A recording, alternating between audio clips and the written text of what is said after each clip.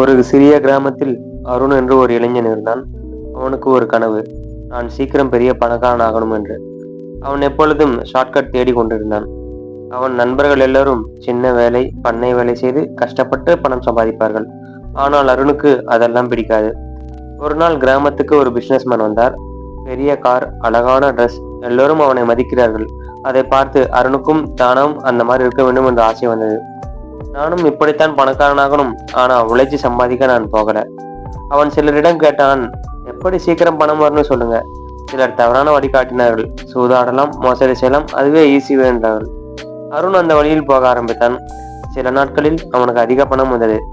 அவன் நல்ல dress, phone, நண்பர்களோடு பார்ட்டி என எல்லாம் அனுபவித்தான். ஆனால் அந்த பணம் எவ்வளவு சீக்கிரம் வந்ததோ அதே வேகத்தில் போய்விட்டது. கடன், சண்டை, பிரச்சனைகள் அவன் வாழ்க்கையை குலைத்தது. ஒரு நாள் அவன் கிராமத்துக்கு திரும்பினான். அவன் பழைய நண்பன் ராஜா பண்ணையில் வேலை செய்து கொண்டிருந்தான்.